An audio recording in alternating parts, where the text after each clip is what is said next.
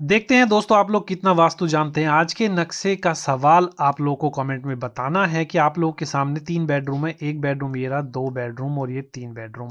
अब ध्यान से देख लीजिए, दक्षिण मुखी आज का हमारा नक्शा होने वाला है। तो अब आपको कमेंट करना है कि इन तीनों बेड में से किसकी पोजीशन वास्तु के हिसाब से गलत है, या फिर ये कमेंट कर दीजिए कि किसकी पोजीशन वास्तु के हिसाब से सबसे बेस्ट है। चलिए दोस्तों, आप लोग तब तक मुझे कमेंट करें, मैं आपको आज का नक्शा समझा देता हूँ। तो स्क्रीन पर दोस्तों आप लोग देख सकते हो, आज का हमारा 1600 स्क्वायर फीट यानी कि 40 फीट बाई 40 फीट का प्लॉट एरिया है, जो कि साउथ फेसिंग रहेगा और चारों साइड में क्लाइंट की अपनी ही जमीन है, तो हम ऑल साइड विंडोज दे सकते हैं। बात करें आज के हमारे इस प्लॉट के रिक्वायरमेंट की, जो स्पेशल है 4 BHK। जी हाँ दोस्तों, आज का नक्शा बनाना है वो भी वास्तु के हिसाब से। बहुत ही शानदार नक्शा दोस्तों मैंने बनाया है। अब रिक्वायरमेंट आप लोग यहाँ पर देखकर पढ़ सकते हो कि हमें क्या क्या बना करके देना है। तो आइए अभी मैं आपको लेके चलता हूं हमारे डिजाइन पर। तो दोस्तों आप लोग सामने स्क्रीन पर देख सकते हो कि आज का हमारा ये 4 BHK घर का नक्शा किस तरह से यहाँ पर बनाया गया है। एक लग्जरी, बहुत ही शानदार घर का नक्शा है। तो दोस्तों आइए अभी मैं आपको स्टेप बाय स्टेप इस नक्शे को समझाऊंगा और इस नक्शे में वास्तु के अनुसार क्या चीज़ गलत है और क्या चीज़ सही है, सारी डिटेल में यहाँ पर समझाने वाला हूँ। चलिए सबसे पहले हम बात करें अपने घर में एंट्री पॉइंट की। तो यहाँ से एंट्री करते ही आपको देखिए 2 गाड़ी की ओपन पोर्च मिल जाती है, बहुत ही शानदार है। वास्तु की बात करें पोर्च की, तो देखिए दोस्तों साउथ में बनाया गया है, वास्तु के हिसाब से पोर्च आपका बिल्कुल ठीक है।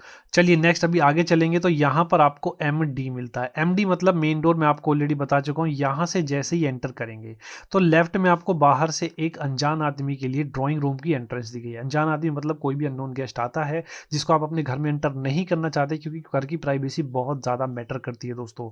तो प्राइवेसी को ध्यान में रखते हुए हमने एक बाहर से डोर दिया है। कोई अनजान आदमी आया, यहाँ बैठा आपका, आपने उसको यहाँ पे चाय पानी पिला रहा है और यहीं से ही बाहर भेज दिया। कहने का मतलब क्या है कि आपके पीछे की घर की सिक्योरिटी डिस्टर्ब नहीं हुई। ठीक है, चलिए नेक्स्ट अभी दोस्तों आप लोग यहाँ पे ड्राइंग रूम का साइज देख सकते हैं। फ्रंट में विंडो दी गई है वेंटिलेशन के लिए।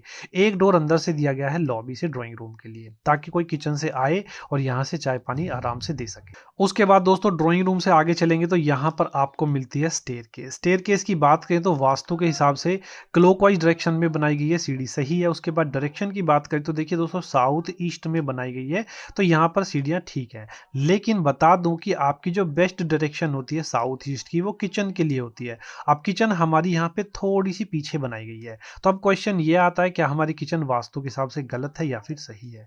दोस्तों यहाँ पे दूसरा पॉइंट आ जाता है कि आपकी किचन अभी थोड़ा सा ईस्ट की साइड में बनाई गई है, तो किचन ईस्ट की साइड भी बन जाती है, कोई प्रॉब्लम नहीं है। तो यहाँ पे किचन वास्तु के हिसाब से ठीक है। अब यहाँ पर कुछ और पॉइंट्स मैं बताना चाहूंगा, जैसे कि इंटीरियर की बात करें किचन में, तो गैस देखिए वास्तु के हिसाब से ईस्ट में लगाई गई है, तो बिल्कुल ठीक है। नेक्स्ट नॉर्थ में आपकी यहाँ पे सिंक लगाई गई है, तो ये भी वास्तु के हिसाब से ठीक है। और फ्रिज भी आपका वास्तु के हिसाब से ठीक है। अब दोस्तों यहाँ पर हमने 2 दरवाजे दिए थे, एक आपका मेन डोर दिया था घर के बाहर वाला। उसके बाद आगे चलेंगे तो सीढ़ी बाहर से ही हो जाती है, हमने यहाँ पर भी एक और डोर दिया हुआ है।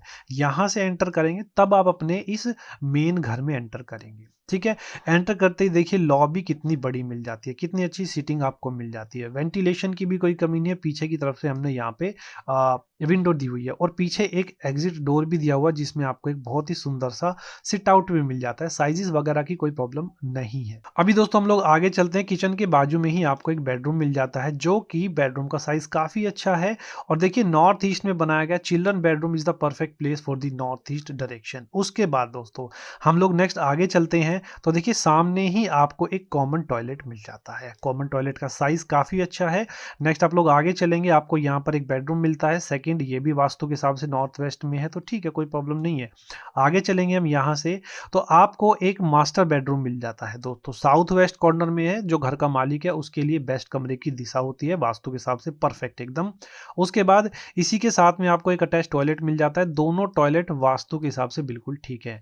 अब बात करते हैं थोड़ा और इंटीरियर्स की। जैसे कि मैंने आपको बताया था स्टार्टिंग में, बेड की डायरेक्शन वास्तु के हिसाब से ठीक है, कौन सी गलत है देखेंगे।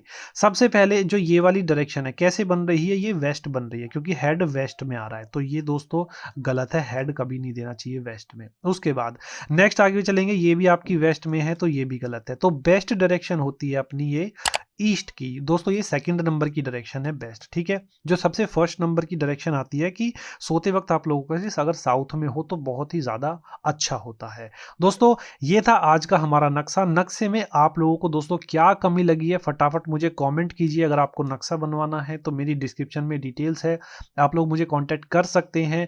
तो चलिए दोस्तों आज की इस वीडियो में बस इतना ही, मिलते हैं नेक्स्ट वीडियो में। Thank you, bye bye.